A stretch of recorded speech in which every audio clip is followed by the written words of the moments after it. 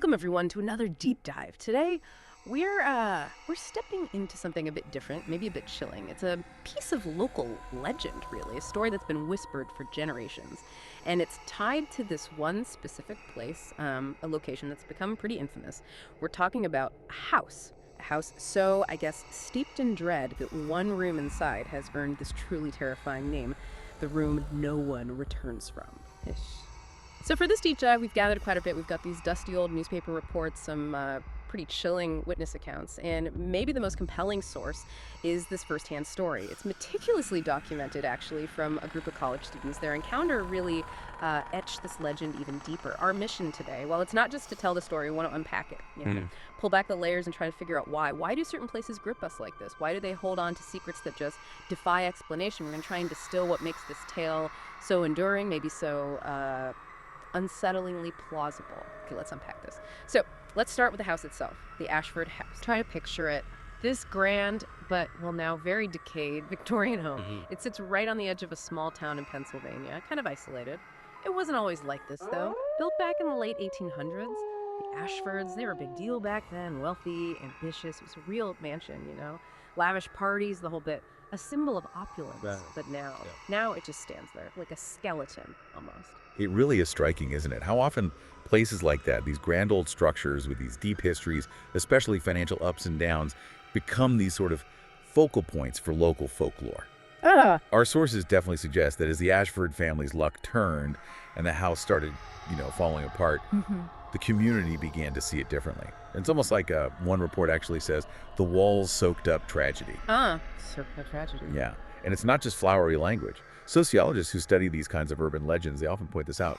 Abandoned, once grand places, they become canvases for a community's anxieties, their collective memories. The decay itself just invites stories of loss, makes it a perfect stage for something darker. And even back when the Ashfords were at their peak, lights blazing, music playing, even then there were whispers about one specific room, room 6. Sources say it was almost always kept locked. Easy to overlook maybe amidst all the grandeur, but people who did notice it, maybe they peeked through the keyhole or just felt something walking past. They claimed the air around it felt wrong. Too heavy, too still, some said. And others, even during parties, swore they saw shadows moving inside, on their own, when nobody was in there. Just this weird, silent spot in an otherwise lively house. And what's really fascinating here, and what's critical, I think, is how early that sinister reputation started. Before any documented disappearances, right? These first feelings, people had the heavy air, the weird shadows. They set a very specific, unsettling stage. Right, like priming the pump for the legend. Exactly. It's as if the room itself was already building this sense of malevolence, laying the groundwork for what came later. This pre-existing unease that's mentioned in several local histories is what makes room 6 more than just some forgotten room. It was always different, always. And the legend definitely took root. By 1912, the Ashfords were done, lost everything, the house fell silent. But the story about room 6, that didn't fade away. It actually got stronger. It became this unspoken rule, this warning passed down. Don't be foolish enough to stay in that room. Don't even go in there with bad intentions. You'll vanish. And over the years, the list of names supposedly claimed by the room just grew. Our sources mention curious teenagers, thrill seekers, drifters, maybe looking for shelter. All gone, they say. Swallowed by room 6. No trace. If you connect that to the bigger picture, you've got this grand lost past mixed with these later totally unexplained disappearances. It creates this incredibly powerful feedback loop of dread. Yeah, it feeds itself. It really does. It taps into what literary folks might call the Gothic sublime. The decaying mansion is like this physical symbol of decay, hinting at maybe hidden sins, old traumas, and then the disappearances just amplify that like crazy. It turns the Ashford House into this kind of threshold. A liminal space, you could call it, where the known world just stops and the terrifying unknown begins. Makes it ground zero for the town's fears. Precisely. And a testament to some unseen force. You almost wonder, like you said, if the legend itself started calling to people, especially those thrill seekers. The legend itself calling. That's a chilling thought. And it leads us right to this specific incident, the one that really cemented everything in people's minds. We're talking about that group of college students, late 90s. They dared each other, you know how it is, spend the night in the Ashford House. And the outcome. Confirmed by police reports, local accounts, 4 went in, only 3 came out. We even have the names from the sources: Rachel, Daniel, Mike, and Lisa. Their plan was pretty standard, really. A scary sleepover, flashlights, maybe some beer, liquid courage, and yeah, a Ouija board. Classic. They wanted a thrill, a story. But they made one crucial mistake. And the sources really hammered this point home. Rachel, she was apparently the boldest one, the most adventurous, she insisted. They shouldn't just explore the house, they had to confront its darkest secret. They had to go into room 6. And this really brings up that whole psychology of dares, doesn't it? The pull of forbidden places, the group dynamics. You can see elements of what psychologists call de-individuation here. In a group like that, people can feel less personally responsible, less self-aware. So they do things they wouldn't normally do alone. Exactly. Combine that with the forbidden fruit effect, being told not to do something makes it incredibly appealing. Room 6 was almost irresistible. Plus, you got social proof not wanting to back down, especially with someone like Rachel pushing it. Makes total sense. But do you ever think sometimes it's just simpler? Like just peer pressure? Yep. Or maybe just kids being a bit arrogant, thinking they're invincible? Oh, absolutely. Those are definitely factors. Peer pressure, youthful confidence, or overconfidence. But what the sources seem to suggest here, especially with Rachel's attitude, is that the legend itself became this magnetic force. It wasn't just about scaring each other anymore. It was about proving themselves against the legend. It became something bigger. And the house, it seemed to respond. According to Mike's account later, Yeah, he said the door to room 6, it opened too easily, like the house wanted them inside, almost inviting them in. It wasn't stuck, didn't even creak much, just swung open, waiting for them. Wow, okay. So they go inside, and Mike's description of the sensory overload is intense.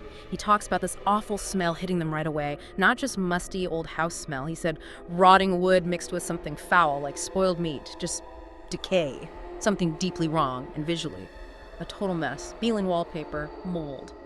But the worst part, the walls, covered in names, dozens of them, but not written, scratched, carved deep like with desperation, almost violent, as if people were trying to leave behind proof they existed, a final mark before silence. Yeah, the significance of those carved names, it comes up in several of the investigative reports we looked at. It just can't be overstated. They're this direct physical link to the previous vanishings. It takes it out of the realm of just story, right? Yeah. Suddenly, the room itself bears the scars, the names of its past. Makes it very real, very fast. Instantly. For those students, it would have added this immediate heavy layer of historical dread, turning their dare into this really personal encounter with the legend they'd only heard about. Such a powerful psychological anchor that screams, the stories are true. It probably confirmed their worst fears before anything else even happened, amplified everything tenfold. So inside the room, the tension just skyrockets, predictably. They try to keep it together, light candles, get the Ouija board out, but that atmosphere, Mike said, it just crushed down on them. The candles started flickering like crazy, but there was no draft, nothing to explain it. And Lisa, one of the girls, she starts feeling really sick, physically ill, and she whispers, totally freaked out, that she felt something breathing down her neck, cold, unseen.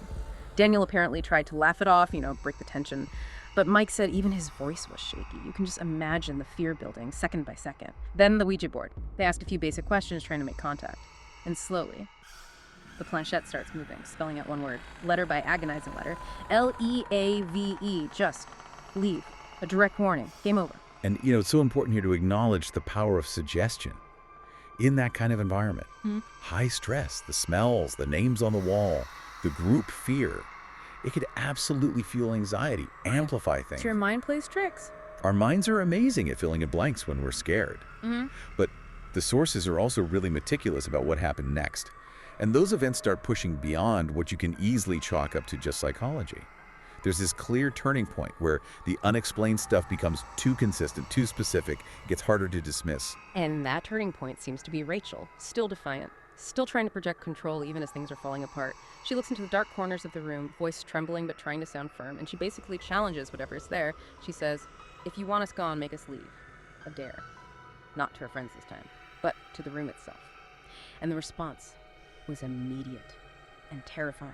The sources are chillingly clear on this. That heavy door, the one that opened too easily, it slammed shut, with this massive crack echoing through the whole house. The concussion of it blows out all the candles instantly, plunging them into total darkness. And the very last thing they hear, cutting through that sudden, shocking silence, Rachel's scream, desperate, piercing, "Don't let it take me!" And chaos. The others, Daniel, Mike, Lisa, pure panic, fumbling in the pitch black. They manage to force the door open again, and Rachel, gone. Just gone, completely, no trace. They didn't hear footsteps running away down the hall, nothing, just an empty room, and her flashlight lying there in the middle of the floor, still switched on, casting the single lonely beam into the silence. And this, right here, is where it gets really interesting, or deeply disturbing, depending on how you look at it. This is where the sources really focus. The total, absolute lack of any rational explanation. No open windows, no hidden doors the police could find later, no other way out. She just vanished. Right. And that profound lack of a logical, concrete answer. That's exactly what cements these kinds of legends. It allows them to persist, to evolve, to become even more frightening over time, because they just defy our understanding of how the world works. The unknown is scarier. Much scarier. When the authorities search for weeks, find nothing, no secret passages, no hidden compartments, zero physical evidence, the supernatural story rushes in to fill that vacuum. It's a classic case of cognitive dissonance, really. Faced with impossible facts, our minds grab onto the most compelling narrative, even if it's unprovable. For the town, Rachel's disappearance wasn't just a mystery. It was proof, confirmation of the curse. And the local stories around the Ashford House definitely keep going. Our sources confirm this. People living nearby, they still say if you walk past late at night, especially like on a full moon, you can hear scratching against the upstairs window. That's the specific claim. And some even swear they've seen a face, a girl's face, terrified, screaming, but when you blink, it's gone. Wow, an echo of Rachel's last moments. Maybe. Trapped there somehow. Her family, even now, they still believe she's inside that house, somewhere in the walls. It's this awful mix of despair and desperate hope, I guess. But maybe the absolute most chilling detail from the aftermath, the real kicker, the thing that seals the horror of Room 6. Sometime after Rachel vanished, her name appeared on the wall inside, added to all the other carved names, and here it is. It was carved in letters that none of her friends claimed to carve. It wasn't Daniel or Mike pulling some sick joke in their grief. So, what does that mean for the legend? That detail, it's incredibly potent. It transforms the legend from something historical, something general, into this direct, personal, almost undeniable confirmation of the curse for anyone hearing the story now. It implies the room doesn't just take victims, it memorializes them. It marks them, making Rachel a permanent, silent part of the house's ongoing, sinister story. It shifts it beyond just folklore into something that feels active, malevolent, still happening. It's a powerful mechanism for how legends keep themselves alive. The proof isn't just in the past, it's being continuously updated. It chillingly ties Rachel's fate right back to everyone who vanished before her, reinforces that idea. Once you're in, you are truly, irrevocably part of Room 6. And the Ashford House. It's still there, still standing. Just this skeletal shape against the sky in Pennsylvania, abandoned, rotting away. A silent monument to its dark history. Most folks in town give it a wide berth, just stay away. That reputation is strong. Teenagers, yeah, they still talk about it. Daring each other to go inside, prove how brave they are. But you know what? Our sources say it rarely happens. Almost never now. They don't follow through. Because deep down, everyone knows the story. Everyone knows once you enter Room 6, you don't come back. It's not just a story anymore. It's a warning, a living warning. Which really brings up a big question for all of us listening to this. What truly makes a place cursed? Is it the weight of actual human tragedy that happened there? Is it a psychological thing where our own fears sort of manifest in what we think we see and hear? Or is it something else entirely, something beyond our understanding that genuinely resides within the walls of places like the Ashford House? It's definitely a question that sticks with you long after you hear the story, long after you put the sources down.